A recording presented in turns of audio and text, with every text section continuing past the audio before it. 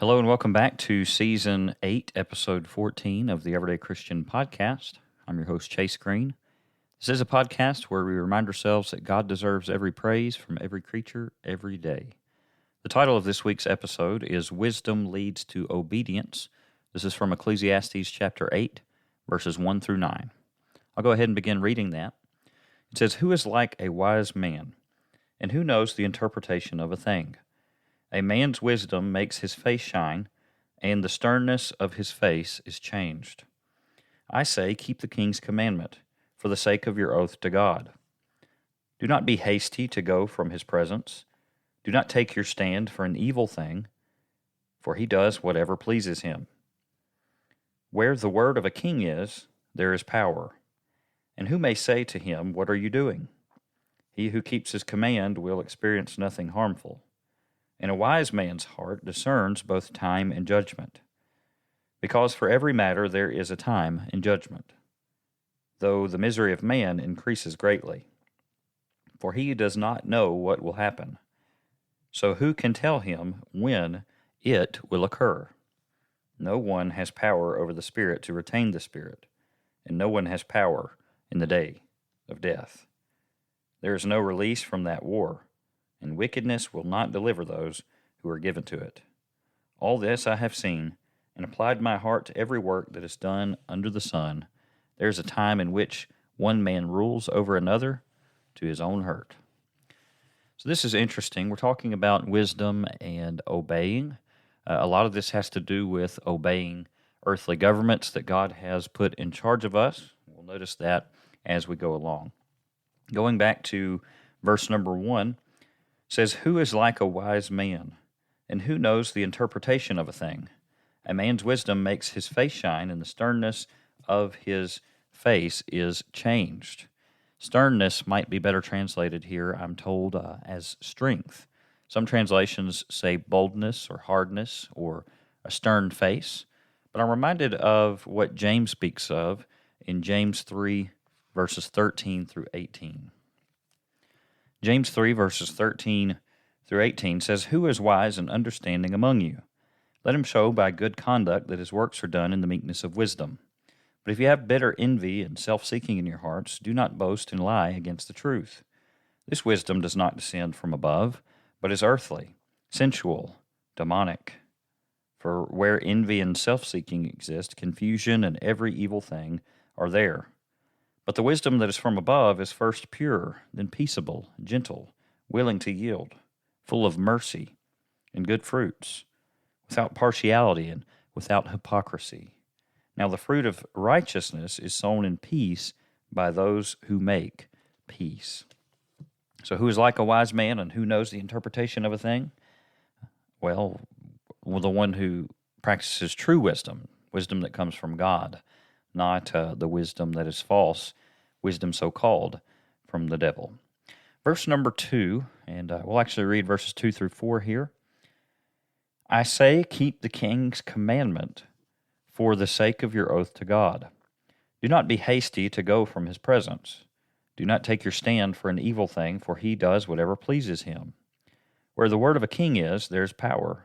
And who may say to him, what are you doing?" This section I see large parallels to Romans chapter 13. In Romans chapter 13, beginning in verse number 1, we read of the importance of obeying the higher powers or the governing authorities.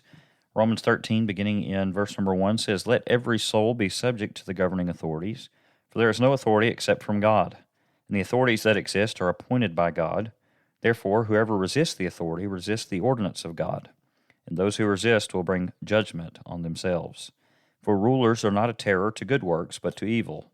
Do you want to be unafraid of the authority? Do what is good, and you will have praise from the same. For he is God's minister to you for good.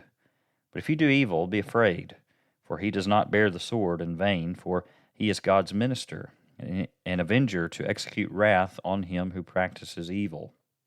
Therefore you must be subject, not only because of wrath, but also for conscience sake, for because of this you also pay taxes, for they are God's ministers, attending continually to this very thing.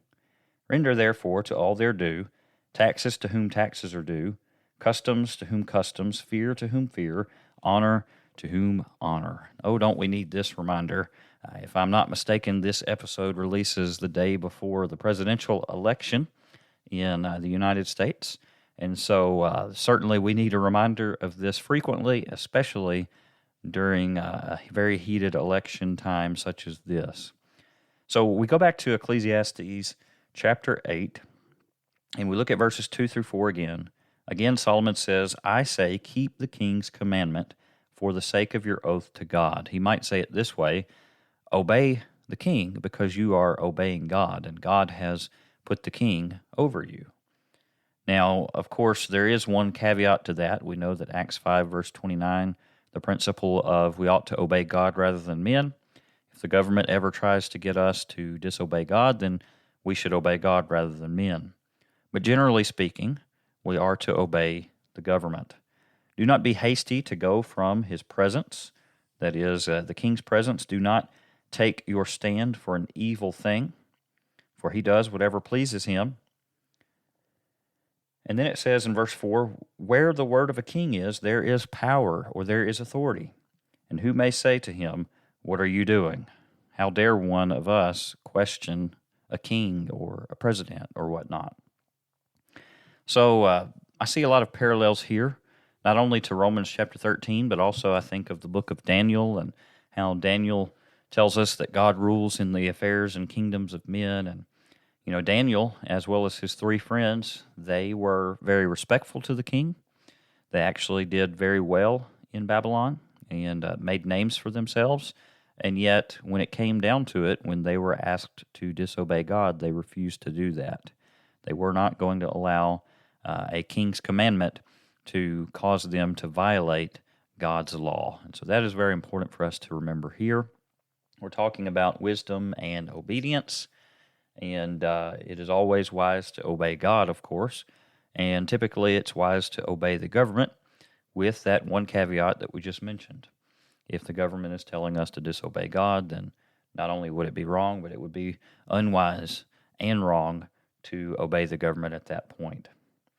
So verse number 5, he who keeps his command will experience nothing harmful, and a wise man's heart discerns both time and judgment, because for every matter there is a time and judgment, though the misery of man increases greatly.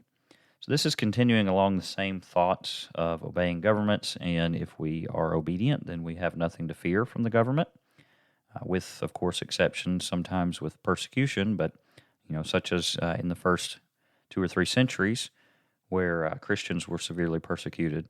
But generally speaking, obey the government, and you have nothing to fear of the government. Also, notice what he says about time here. He says, a wise man's heart discerns both time and judgment, because for every matter there is a time and judgment, though the misery of man increases greatly. I'll go back to Ecclesiastes chapter 3, which we covered earlier this season.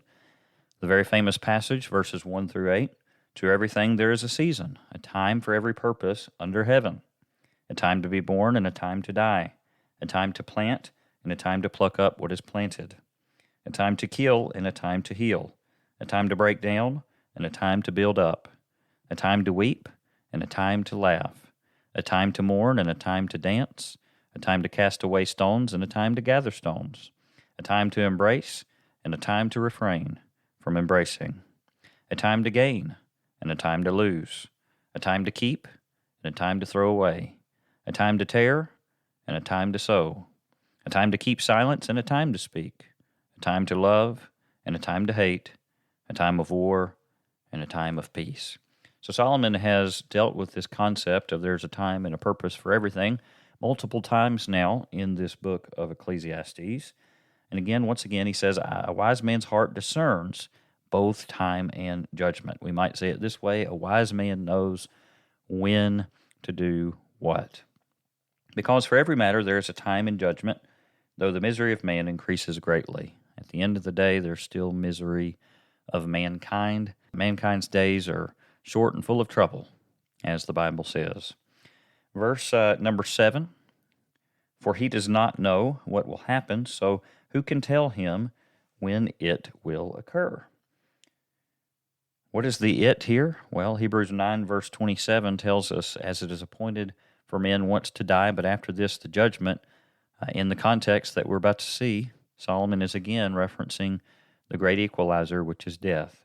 So again, he says, for he does not know what will happen, so who can tell him when it will occur? When will his death occur? No one has power over the spirit to retain the spirit. The departure of the spirit and the departure of the soul is death, departure from the body, that is. And so no one has power over the spirit to retain the spirit, and no one has power in the day of death. There's no release from that war between life and death. There's no release from it. We will all die unless Jesus returns beforehand. And it says, in wickedness will not deliver those who are given to it. Now, I do want to pause here and make an important note here, and that is, although we can't win the battle over death, so to speak, but we know who did, and that was Jesus Christ. Praise be to God that he gave us the victory over death, 1 Corinthians chapter 15. And so in that sense, we can gain victory over death, but only through Jesus Christ. I'm so thankful for that, aren't you? Finally, verse number 9. This will be a short episode this week after a longer episode last week. Verse number 9. All this I have seen and applied my heart to every work that is done under the sun. There is a time in which one man rules over another to his own hurt. Just another sad reality of life, talking about certain men leading and having power over others. There have been countless atrocities and injustices. If you ever study history, there are countless atrocities and injustices throughout human history. What's the reason for that? That three-letter word called sin. But we have the victory over sin through Jesus Christ. I'm so thankful for that. You study history and you think about how I'm fond of the expression, those who do not study history are doomed to repeat the mistakes of history. Well, you study history, and especially study biblical history, and you see all the different sins that people committed, but you also see examples of people who walked faithfully with God. And that's the example that we all should follow. Follow that example of faithfulness to God. Hebrews chapter 11, right? By faith, Abel; by faith, Abraham; by faith, Noah. On and on it goes, talking about how faithful people acted on their belief by obeying God, and that's what we should do as well. Faith's Hall of Fame in Hebrews chapter 11, and then we have in chapter 12, we are so surrounded by a great cloud of witnesses in Hebrews chapter 11, and so let's make sure and be faithful ourselves. Thank you for tuning in to another episode of the Everyday Christian Podcast, and I hope that you will join us next week as we look at the rest of chapter 8, the reality of death.